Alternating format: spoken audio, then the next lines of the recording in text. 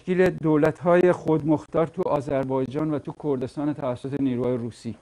اون اثر منفعت خودشون، بعدم اثر منفعت خودشون ولش میکنن و هر دوتا رو به اصطلاح دولت شاه و اون وقت قوام السلطنه و احزاب سلطنت طلب، اون جنبش سلطنت طلب هم احزاب متعددی رو درست میکنه که مهمترینشون شاید حزب دموکرات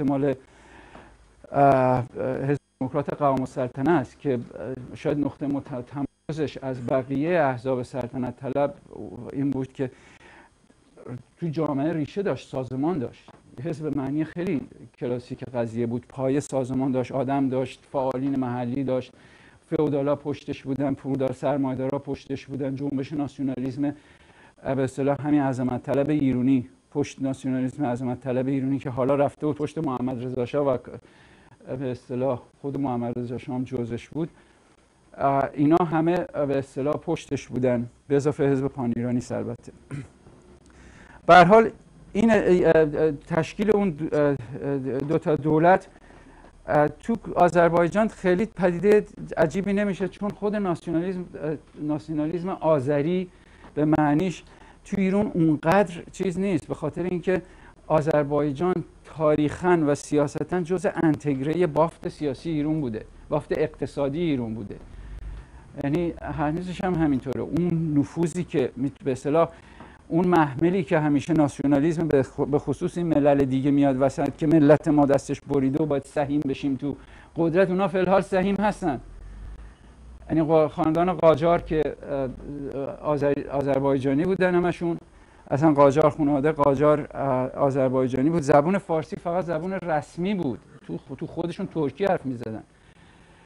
و بعدم سلطنت پهلوی اومد سر کار، یه رگه باز کرد، با خانواده قاجار ازدواج کرد و همه شاهزاده قاجار اومد کرد وزیر و وکیل و سرمایه‌دارا رو به اصطلاح همیشه ادغام بود تا حالاش که علی خامنه‌ای خوش ترکه، مشهد چیز شده ولی ترکه، مشهد به دنیا اومده ولی خانواده‌اش ترکه. و این مسئله تو آذربایجان اونجا ناسیونالیسم به اصطلاح آذری شکل گرفت. قبلش هم بود، زمان خیابانی یکی از سخنگویان اون جنبش ناسیونالیسم آذری بود، نوع پوپولیسترش و زیسترش، ولی پیشوری و جریان فرقه دموکرات خیلی اون مابعضا رو نداشت. ولی تو کردستان از بالا ناسیونالیسم کرد رو متولد کرد تو کردستان ایران، قبلش نبود. و ناسیونالیسم کرد هم اساساً تو شمال کردستان متولد کرد، چون جنوب کردستان بازم بخش انتگره تری از به اصطلاح کل اقتصاد ایران بود. سنندج زیر دست مشیر وزیری ها و فلان اینا که اساساً خانواده وابسته به قاجار بودن و بعدم وابسته به سلطنت و فئودالای بزرگ بودن. اون منطقه بود که جمهوری خودمختار به یه جای امتیازی اضافه بر اون چیزی که داشت به اون قشر بورژوای جامعه دکوندارش گرفته تا فئودالش داد، فئودالی که داشت. ولی تو جنوب کردستان اون وقت این ریشه رو پیدا نکردن. ولی ناسیونالیسم کرد اونجا متولد میشه. اگر انقلاب مشروطه محل تولد ناسیونالیسم به اصطلاح ایرانیه، جمهوری مهاباد محل تولد ناسیونالیسم کرده. ناسیونالیسم، من اینجا نمیخوام برم سر ناسیونالیسم، با قوم فرق میکنه. اقوام کرد و ترک و فارس اینا از زمان چه میدونم خشایارشا و ما چیز هم با هم جنگ داشتن، همیشه جنگ داشتن. مثلا ژرمنا با فرانکا فرانسه جنگ داشتن. اینا بهش نمیگن ناسیونالیسم. هر کی خودش بگه من قوم ژرمنم یا قوم، یعنی از اول تاریخ طایفه ها با هم جنگ داشتن، به خصوص اگه زبونشون مختلف بوده. ناسیونالیسم اون جاییه که به عنوان یه ملت هویت جداگانه‌ای برای خودش قائله، به عنوان یه ملت بورژوایی، یه مفهوم بورژواییه. تو اروپا هم با بورژوازی متولد میشه و تو کردستان هم تو ایران هم با بورژوازی متولد میشه. اینی که تاریخ کردها رو وصل میکنن به هوخشتر و مادها، اینا دیگه مثل ایناست که تو آلمان تاریخ ژرمنا رو وصل میکنن به اونایی که نمیدونن با روم جنگ کردن، که هیچ ربطی نداره. اونا دزد بودن، اینا دولت بودن، همدیگه رو میزدن و همش هم با هم قرنها سر کول همدیگه میزدن. ولی به هر حال ناسیونالیسم به معنی ناسیونالیسم کرد اینجا تولید میشه. ناسیونالیسم کرد که حزب دموکرات درست میکنه پروسه جزء خودش رو دو دسته‌بندی ناسیونالیسم رفرمیست میذاره تا بعدهنه که شروع میکنم از این دوباره این جنبش هم توی تو سطح به دلیل اتفاقاتی که تو سطح کل دنیا و تو سطح ایران میفته اون وقت راشو یکم جدا میکنه و چیز دیگه درست میکنه. به هر حال تو دوره بعد از ماجرای به اصطلاح اینا ناسیونال اسلامیا کلا زیر پرچم عمومی نهضت آزادی جمع میشن. نهضت آزادی جمع میشن و که بخشی از جبهه ملیه، منتها یه جور هویت جداگونه. اینا هم یه حزب معنی اخص ندارن، واقعا شکل جنبشی خودشونو دارن نگه میدارن. از کسایی هستن که مثل طالقانی و غیره و اینا توشون، تا مهندس بازرگان، مهدی بازرگان هست، تا کسایی که به خودشون میگن سوسیالیستای خداپرست. یه حزبی، یه گروهی درست میکنن به اسم سوسیالیستای خداپرست که آدمای مهمشون شاید اگه بخوایم اسم بزنم علی شریعتیه یا حتی این یزدیه که الان ابراهیم یزدیه، که اینا جزء سوسیالیستای خداپرستن. اینا بیشتر به چیز دارن تا اونای دیگهشون که اصلا به بازار وصلن، اصلا یه جور لیبرالیسم بسیار آبکیتری رو نماینده. ولی یه جبهه رو، یه افق ناسیونالیستی هویت اسلامی که بعداً شروع میکنن از متفکرین، فرض کنین که نشون از متفکرین الجزایر تغذیه کردن، از کافکا مدل، مثلا شریعتی عمیقاً تحت تاثیر کافکاست، یا اون مدلایی که فرض کنین که الجزایر تو جنگ علیه اون هویت اسلامی ناسیونالیستی رو تو اولین سطح بروز بیرونیش جنگ استقلال الجزایره که متفکرین خودش رو حتی تو فرانسه به وجود میاره و اینا هم قهرمانان خودشون رو اونجا جستجو میکنن. کتاباشون به وسعت تو ایران ترجمه میشه و دست به دست میگرده و مبارزه خودشون رو درست میکنن. به هر حال این ماجرا شکل میگیره. بعدها اتفاقات دیگه میفته. یکی این که اتفاقاتی که باز بخشن ایرونیه، بخشن بین المللیه. بخش بین المللی شکاف تو اردوگاه شرقه، دعوای بین چین و روسیه، دعوای بین مائو و به اصطلاح این اتوماتیک یک انشعابی رو یا یه شکافی رو تو این ناسیونالیسم رفرمیست درست میکنه. یه بخشی میمونن طرفدار روسیه و یه بخشی میشن مائویست که بخش و از حزب توده به اصطلاح چیز میکنن، انشعاب میکنن یا کنارش میمونن، به تدریج فاصله میگیرن. مثل احزاب رسمی ترشون مثل سازمان انقلابیه که اصل اسمش سازمان انقلابی حزب توده ایران بود، بعدن حزب توده ایرانش حذف کرد به نام مصلحت که بگه من اصلا ربطی به اون، در حالی که سازمان جوانان حزب انشایی بود از طرف سازمان جوانان حزب توده صورت گرفت. اولش هم دعواشون سر سازشکاری رهبری حزب توده با چیز بوده، چرا 28 مرداد نتونستین مقاومت سازمان بدین. بعداً به شکل تئوریک‌تر انقلاب چین و به اصطلاح دعوای چین و روسیه شکل تئوریک‌تری بهش داد. بعداً طوفان از اونها جدا شد، گروه‌های مختلفی درست شدن. منتها مهمتر از اون شبکه‌های چپی که تو ایران، تو به اصطلاح شبکه‌های کوچیک، گفتم به احزاب فقط نباید نگاه کرد، به اون جنبش باید نگاه کرد. یه جنبش ناسیونال رفرمیستی هست که بخشیش خودش رو با آرمان‌ها و ایده‌های انقلاب، به جای انقلاب روسیه با انقلاب چین به اصطلاح تداعی میکنه و اینا با تولیدش تو انواع گروه‌ها و محافل کوچیک‌تری هم بعداً شکل میگیرن که مخفی میمونن، دستگیر میشن. تعداد زیادشون تو زمان شاه، اونایی که تجربه زندان دارن، گروه‌های زیادی بودن که مائویست بودن، میگرفتنشون و خیلی هم عقیده به روسیه نداشتن که هیچی، فکر می‌کردن سوسیال امپریالیسته. اون تا عقب مونده دهقانی بیشتر، وقتی بهشون میگفتی کارگر یا میگفتی زحمتکش مجسم کن، دهقان زحمتکش دهات عقب مونده رو مجسم میکرد. یعنی هیچ تصویری از کارگر مدرن صنعتی پرولتر صنعتی نداشت. براش واقعا دلسوز زحمتکش بود، واقعا براش فداکاری میکرد، عشق می‌ورزید. ولی سمبولی که تو ذهنش از از کارگر بود، دهقان فقیر روستایی بود. این تصویر تو ذهنش بود و خودشو با این تداعی میکرد و سازمانه خودشون رو درست میکردن. به هر حال این به وجود میاد، شکاف تو اردوگاه شرق به وجود میاد. و یه اتفاق مهمتری که میفته به اصطلاح ماجرای رفرم های بورژوایی تو ایران تحت عنوان انقلاب سفید که اتفاق میفته. به هر حال توی پیچ و تاب هایی که اینجا وقت نیست بهش بپردازم، یه پیچ و تاب هایی بعضا از سر اینکه تو آمریکا کندی سر رو کار میاد، دموکرات ها همیشه تو لااقل مسئله ایران تو اون دوره خودشون رو با حقوق بشر، اصلاحات، به این معنی همیشه اینطوری بودن، همه جا و من جمله تداعی میکردن. و باز به دلایلی که اینجا وقت نیست راجع بهش بپردازم، به دلیل حضور عظیم روشنفکران و تحصیلکردگان ناراضی تو اروپا و آمریکا، ایرانی تو اروپا و آمریکا، و داد اینا که همیشه علیه به اصطلاح علیه استبداد سلطنتی و رضا محمد رضا شاه و اینا برقرار بود، همیشه ایشوی حقوق بشر تو ایران و وضعیت تو ایران مسئله میشد هر وقت دموکرات‌ها می اومدن سر کار، در حالی که حقوق بشر تو ایران واقعا بدتر از مصر و بدتر از بقیه جای اروپا آسیا نبود، هیچ مثل بقیه بود.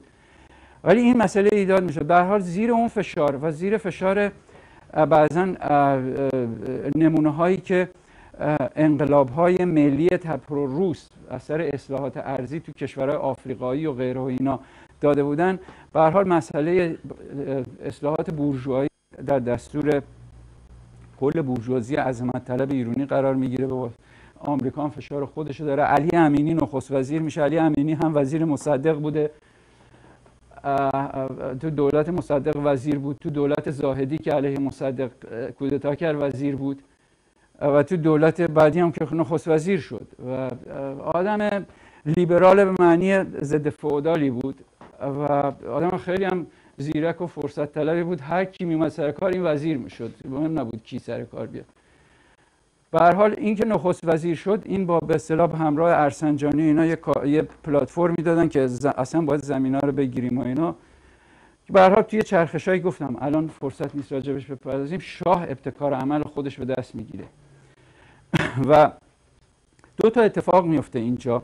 یکی از 39 یه دموکراسی نیمبندی برقرار میشه، بحث انتخابات میاد وسط و اینکه آزادی انتخابات هست و یه جور فضای باز سیاسی، بازم زیر فشار آمریکا و اون و بعضا فاکتورهای داخلی، یه درجه فضای باز سیاسی حول مسئله انتخابات درست میشه، انتخابات مجلس و دولت‌های مختلف و احزاب دوباره شکل میگیرن. جبهه ملی دوم شکل میگیره، این دفعه مصدق توش نیست، آدمای اصلیش مهندس بازرگان است، به اصطلاح سنجابی، صحابی، این تیپا هستن و به اصطلاح حزب توده دوباره سازماناش دوباره شروع میکنن شکل گرفتن. یه دوره به اصطلاح نیمبند فضای باز سیاسی هست که ساواک اون وقت شکل گرفته و خیلی هم بگیر و بند داره، ولی ساواک خیلی سرکوب نمیکنه و یه درجه حول بحث انتخابات این احزاب شکل میگیرن.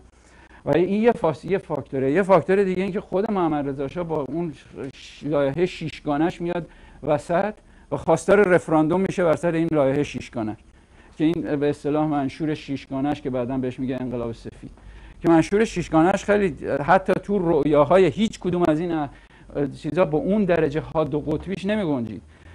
لغو به اصطلاح سیستم ارباب و رعیتی، تقسیم زمین ها، همه زمین ها بین دهقانان، حق رأی به زنان، ملی کردن همه مراتع، جنگل ها و رودخانه ها به وسیله دولت. چون اون وقت صاحب داشت مثل انگلیس، بالاخره این رودخونه مال این ارباب بود، اون مرتع مال اون یکی بود، جنگل مال یکی بود، همه اینا رو ملی کردن. سهم کردن کارگران در سود کارخانجات، سوادآموزی اجباری تو روستاها و درست کردن سپاه دانش، برای اینکه بورژوازی اون وقت دیگه نمیتونست با کارگر بیکار امورش بگذرونه و میبایست کارگر لااقل الفبا رو بلد باشه دیگه. اون وقت چیز بود که با اینا اومد وسط و خواستار رفراندوم حول اینا. عکس العمل این جنبش ها خیلی جالبه و منشأ اتفاق به یه معنی منشأ اتفاقات بعدی میفته. جبهه ملی از سر همون جبهه لیبرالی گفتم بی بوته و بی خاصیت لیبرالیسم ایران یه اعلامیه میده، میگه اصلا ایران توش فئودالیسم نیست که تقسیم اراضی چیز داشته باشه. اولش میگه خوبه ولی ما حمایت نمیکنیم، فقط شعارشون همشون شعارشون این میشه انتخابات آزاد. طرف با یعنی ناسیونالیسم عظمت طلبه با یه به اصطلاح پلتفرمی اومده واسه هرچی دهقان پشت سر خودش بسیج کرده و هرچی ناسیونالیسم به اصطلاح عظمت طلب ایرانی و اون جنبش از پایه گرفته، هرچی مدرنیست دنبال خودش کشیده، این یکی فقط شعارش آزادی برای زنا که حتی بعدش به اصطلاح فرح که زن شاهه میشه نایب السلطنه دیگه، میتونه شاه بشه. یعنی برای تو آسیا نداریم که کسی تا حالا زن شاه شده باشه. این یکی جا رو باز میکنه حتی برای اینکه زن شاه بشه. رسما هم فرح میشه نایب السلطنه. بعدن توی تاج گذاری رسما هم سر فرح هم یه تاج میذارن که ایشون هم نایب السلطنه است. به هر حال اینا میان میدون که چیزه که اصلا جبهه ملی که یه اعلامیه میده که اصلا تو ایران فئودالیسم نیست، اصلا فقط هم شعار ما انتخابات آزاده.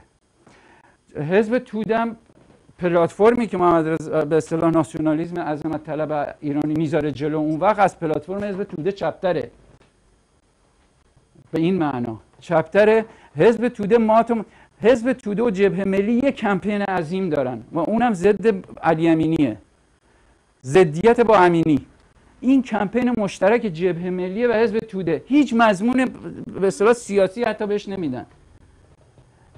سرنگونی علی امینی به اضافه انتخابات آزاد. این پلتفرم کل جنبش ناسیونال رفرمیسم ایرانی مات و متحیر مونده در مقابل به اصطلاح ناسیونالیسم عظمت طلب ایرانی و انتخابات آزاد که شاه قبل از اینکه رفراندوم بکنه امینی رو برکنار میکنه، اسدالله علم نخست وزیر میشه که این ماجرا حل میشه، اون بخش پلتفرمش متحقق میشه، این یکیش دیگه گیر میکنن دستش چیکار کنه، فقط میمونه انتخابات آزاد.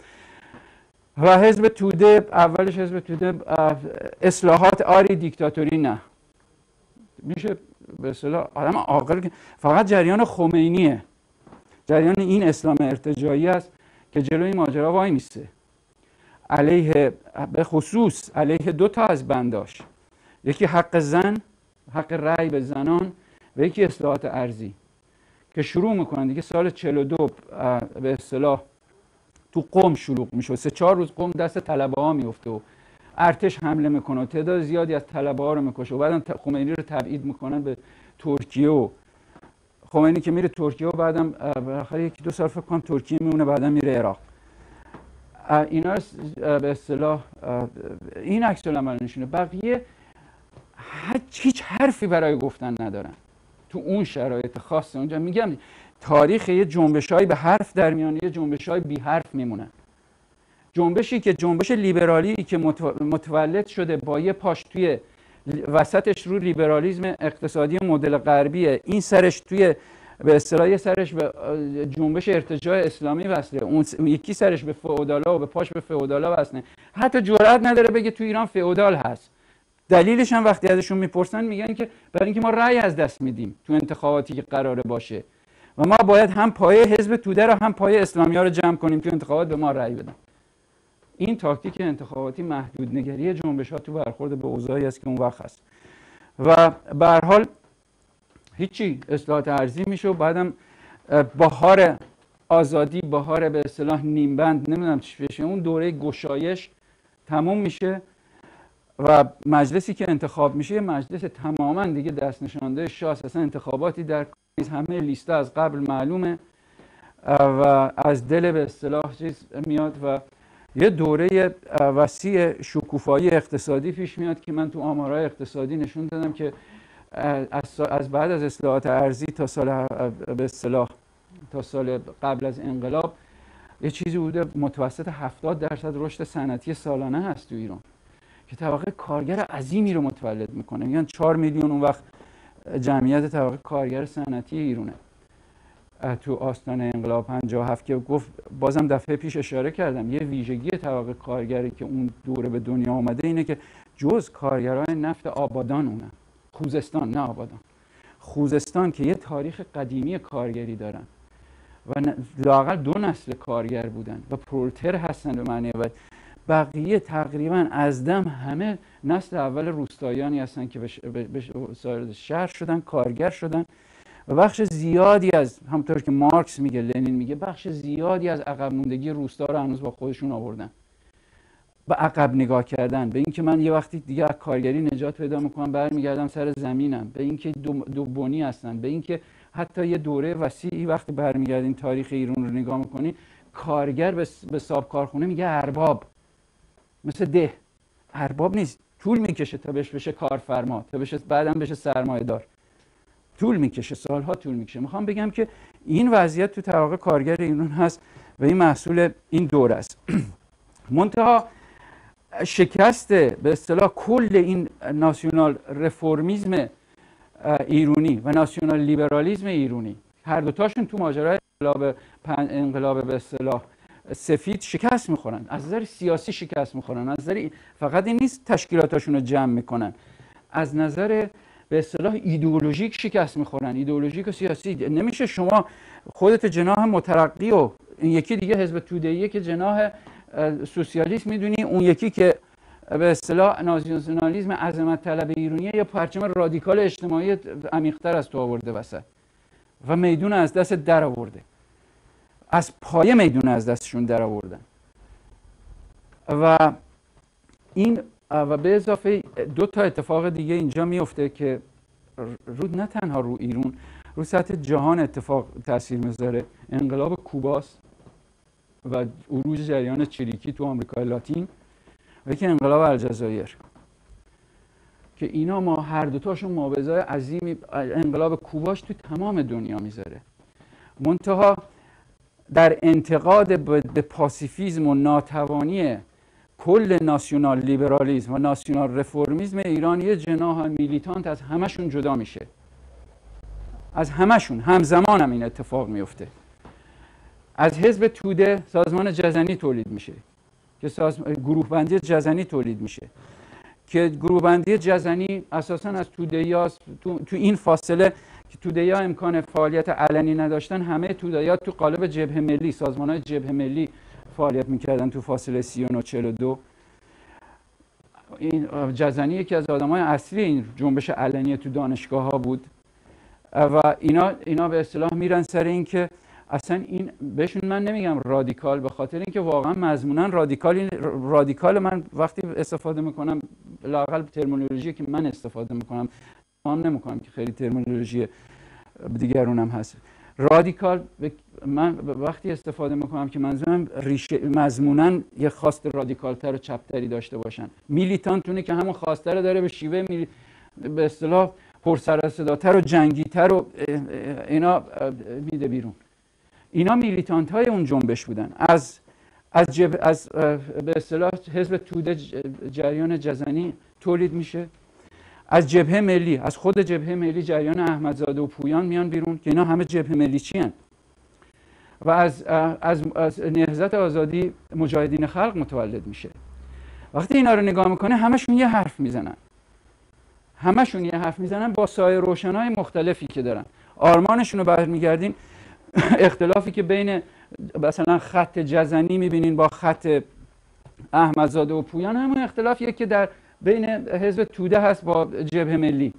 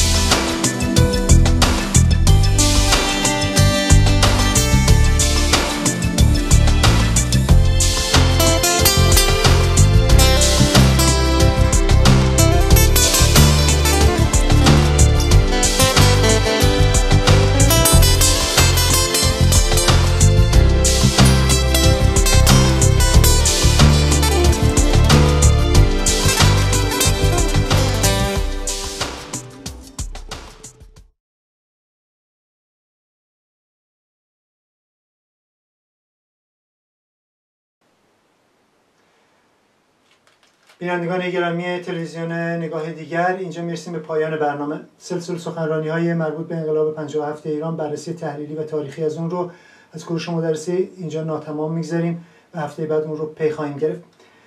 از شما میخوایم که با ما در تماس باشید، ما رو در جریان نقطه نظرات، سوالات، گزارشات و حرفای خودتون قرار بدین. از طریق ایمیل مستقیم ترین راهی هستش که میتونید با ما در تماس باشین و آدرس میل رو همکنون پای صفحه تلویزیون مشاهده میکنید. من مصطفی اسدپور هستم و از همراهیتون با این برنامه تلویزیونی نگاه دیگر در این هفته تشکر میکنم و امیدوارم که هفته بعد شما رو داشته باشیم. تا برنامه دیگه روزها و ساعات خوبی رو براتون آرزو میکنم. شاد و سربلند باشید.